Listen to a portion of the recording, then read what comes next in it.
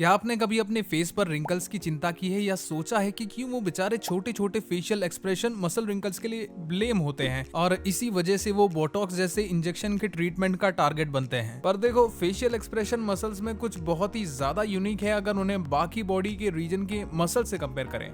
तो आज की वीडियो में हम इस इम्पोर्टेंट एनाटॉमिकल डिफरेंस पर नजर डालेंगे और आंसर करेंगे कि फेशियल एक्सप्रेशन मसल्स फेस पर रिंकल्स कंट्रीब्यूट करते हैं। तो चलिए इस वीडियो को भी शुरू करते हैं हमेशा की तरह ऑसमनेस के साथ।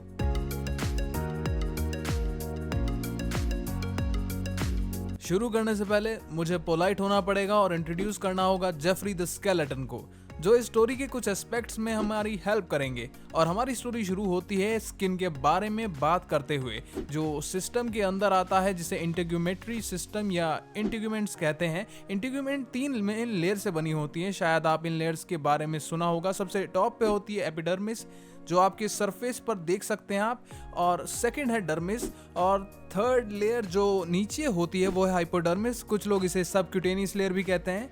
ये 3 लेयर मिलकर इंटीग्यूमेंट बनाती हैं। अब कुछ लोग टॉप की 2 लेयर्स पर फोकस करते हैं क्योंकि एपिडर्मिस और डर्मिस मिलकर बनाती हैं हमारी ट्रू स्किन, और जब आप हाइपोडर्मिस को ऐड करते हैं तो ये पूरा इंटीग्यूमेंट्री सिस्टम पूरी तरह से बन जाता है।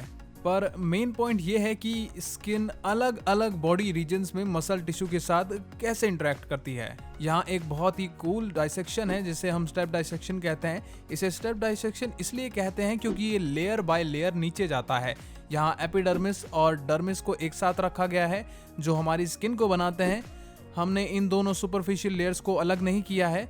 जब हम थर्ड लेयर पर आते हैं, ये है हाइपोडर्मिस या सबक्यूटेनियस लेयर, जो एडिपोज टिश्यू से बनी होती है जैसे आप देख सकते हैं।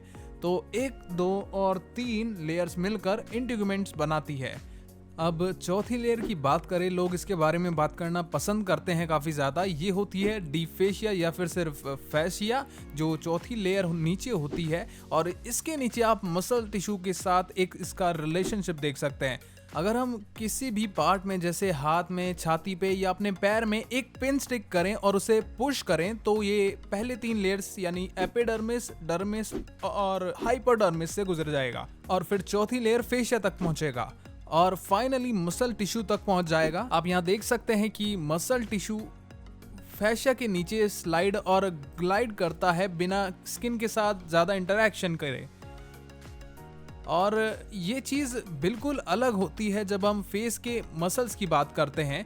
एक और इम्पॉर्टेंट पॉइंट है जब हम लिम्ब मसल्स और फेशियल एक्सप्रेशन मसल्स का कंपैरिजन के बारे में बात करते हैं, वो है कि लिम्ब मसल्स या ट्रंक के मसल्स यूजुअली एक बोन से दूसरी बोन तक अटैच होते हैं, मतलब point A to point B, और जब मसल कॉन्ट्रैक्ट करते हैं तो वो बोन्स को एक दूसरे के पास ले जाते हैं।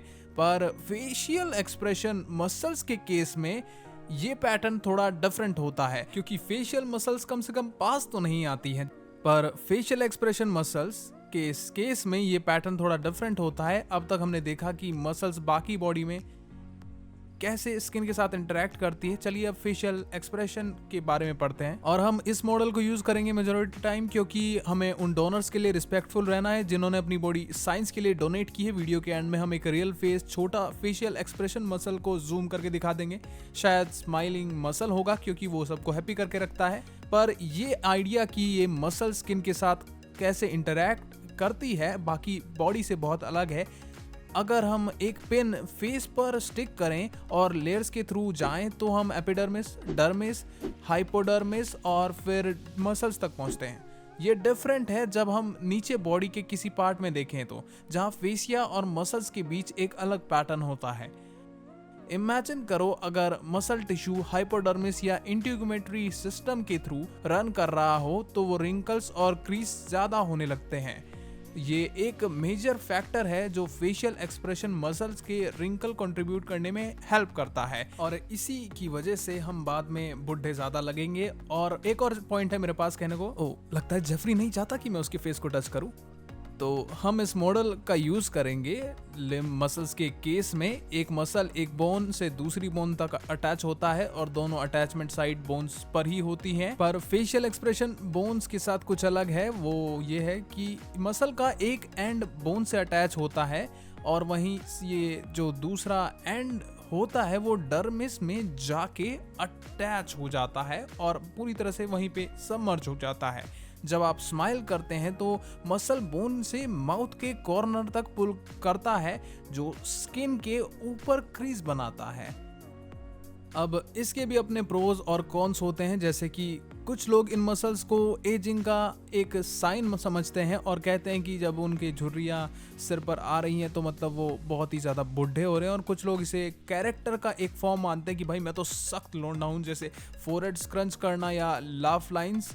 लोग बोटॉक्स के थ्रू टेम्पररी पैरालिसिस क्रिएट करते हैं ताकि रिंकल्स ना बने, क्योंकि अगर वो मसल्स कॉन्ट्रैक्ट ही नहीं कर पाएंगे तो आखिर भला वो स्ट्रेच कैसे करेंगे और फिर वो रिंकल्स कैसे देंगे। जैसा कि मैंने पहले बताया था, हम एक कैडेवर डाइसेक्शन पर एक मसल दिखाएंगे जिस पर हम अभी काम कर रहे हैं। ये जनरस बॉडी डोनर्स हैं जिनके लिए हमें बहुत ग्रेटफुल रहना चाहिए। मैं आपको फेशियल एक्सप्रेशन मसल को डाइसेक्ट करने की चैलेंज दिखाऊंगा, और क्योंकि मसल और हाइपोडर्मिस और डर्मिस के बीच का रिलेशनशिप इसे कॉम्प्लेक्स बनाता है, अब जो मसल्स मैं आपको दिखाने वाला हूँ उसे जाइगोमैटिक मेजर कहते हैं। ये मसल यहाँ पर शुरू होती है और नीचे कॉर्नर तक फैली हुई है। यह इस तरह ऊपर की ओर चलती है। यह जाइगोमैटिक बोन से जुड़ती है, इसी वजह से इसका नाम जाइगोमैटिकस कहा गया है।